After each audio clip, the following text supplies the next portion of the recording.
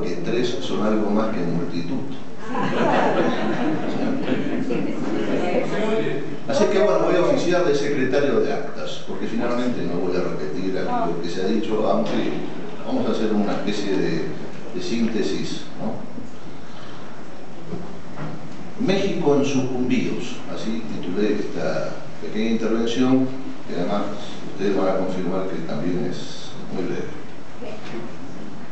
Voy a empezar con un saludo al primer centenario de la Revolución Mexicana.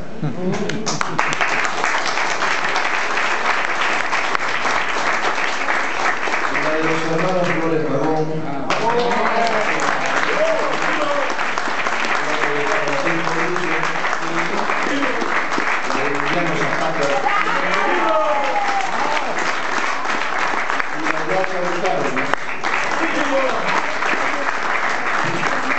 Jalonada por siglos de rebeliones indígenas y tributaria de las gestas patrióticas de Miguel Hidalgo, José María Morelos, Ignacio Allende, Francisco Javier Mina, Vicente Guerrero, Benito Juárez. La historia de México suele ser interpretada con mirada ambivalente. La de los dioses para los que pasado, presente y futuro hacen el eterno devenir, y la de aquella deidad bifronte de Roma que miraba al pasado y al porvenir, vigilando entradas y salidas, idas, regresos y fronteras. Hay otras miradas. Juzgar las luchas populares por lo que sus actores no alcanzaron a realizar conduce a la impostura de modelar la personalidad de nuestros hijos en secas matrices del tiempo. Tomemos el caso de uno de ellos, hijo de un digno canciller de este país, que en 1989 decía que el camino de México no apunta hacia el norte, sino hacia el sur. 20 años después, tras ser él mismo canciller, publicó un librito en el que se desdice con lenguaje ajustado a la incuria empresarial. El destino de México se ha jugado desde el siglo XIX y se juega hoy más que nunca en América del Norte. No crean que es Jorge Castañeda. Estado fallido o esquizofrenia de los timoneles que conducen la nave. De veras, ¿hacia dónde va México? Al futuro que le niega el presente, vaciándolo de sus potencialidades emancipadoras, a la repetición del pasado que, punzándole el ombligo, lo maquillan adaptándolo a los requisitos de Hollywood. México fue nada menos la Nueva España con cuyas riquezas Europa financió a los filósofos que nos pensaron. Y a 518 años del inicio de la conquista, resulta patético oír a los que se piensan como aquellos los pensaron. En cambio, las epopeyas de la independencia y la revolución representaron el esfuerzo colosal para pensarnos a nosotros mismos. De 1920 a 1990, México fue la capital política de América Latina. De Sandino a la revolución sandinista, de la revolución cubana a la recuperación de las democracias en América del Sur, México fue ejemplo de soberanía y dignidad nacional.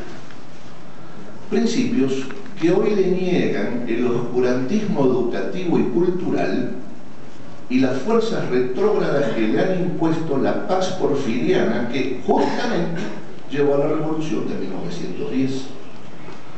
Y conforme pasan los días, la vara con que asusan al tigre se acorta más y más.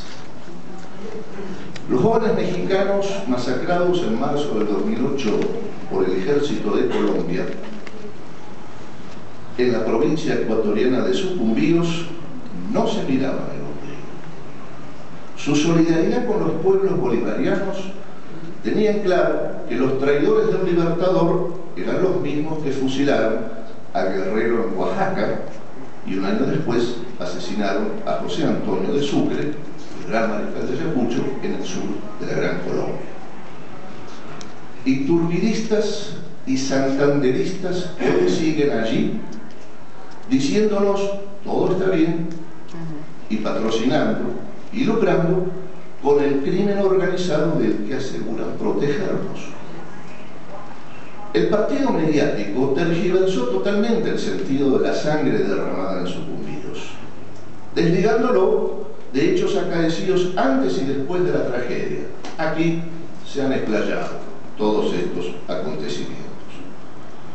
Pero el ataque de Sucumbíos fue una de las tantas modalidades que el imperio yanqui dispuso para responder nuevamente al copioso caudal de acontecimientos auspiciosos que tuvieron lugar en este primer decenio del siglo.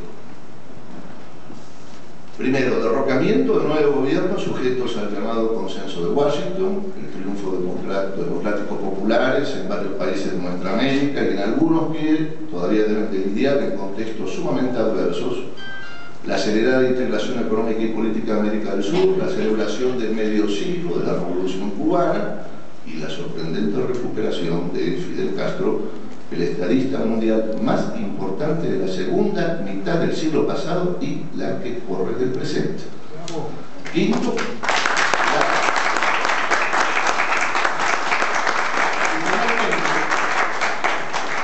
algo que va actualizado con todo esto, la derrota del panamericanismo yanqui nada menos que en la OEA, cuando sin condiciones y por consenso los países miembros revocaron la medida que excluyó a Cuba del organismo en el 62. Avances sin parangón histórico y de gran relevancia estratégica que supieron conmemorar del único modo posible el bicentenario de nuestra historia republicana. América Latina no se entiende sin México y viceversa. Tomemos el crimen de Sucumbíos como prueba nodal de quienes inventan fronteras artificiales para violarlas cuando les conviene, y la candidez de ciertas izquierdas pastorales que relativizan el rol del imperialismo yanqui en nuestros países. Sucumbíos fue el lugar donde aquellos jóvenes patriotas, con la primavera estallando en sus corazones, llevaron la bandera de México donde era necesario enarbolarla.